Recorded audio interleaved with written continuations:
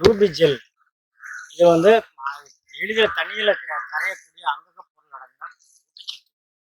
இது எல்லா வகையான பயிர்களுக்கும் பயன்படுத்தலாம். நெல், கரும்பு, வாழை மற்ற பழ வகையான வகைகளுக்கும் பயன்படுத்தலாம். அதனால நாங்கள் கொய்யாவுக்கு இது நாங்கள் ட்ரிப்ல கொடுக்கலாம். இது எப்படி பயன்படுத்தலாம்னு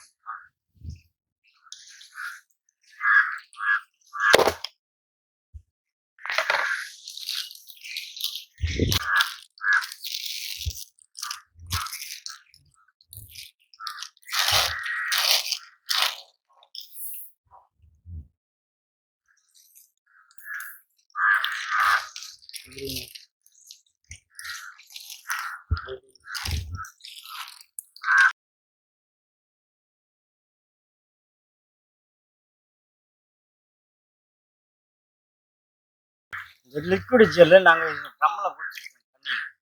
தண்ணியில் ஊற்றிருக்கோம். இதை வந்து இந்த வெஞ்சிரி மூலம் இதை நாங்கள் வெஞ்சிரி மூலம் கொடுக்கும்போது இந்த வால்வை ஓப்பன் பண்ணிருக்கோம். க்ளோஸ் பண்ணியிருக்கோம். இதை திறந்துட்டோம்னா தண்ணி அதில் இழுக்கும்.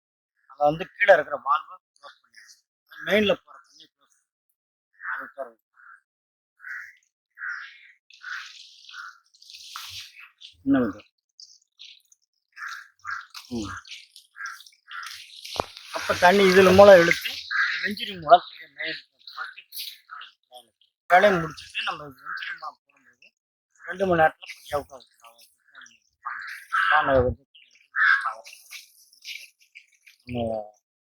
பயன்படுத்தணும்.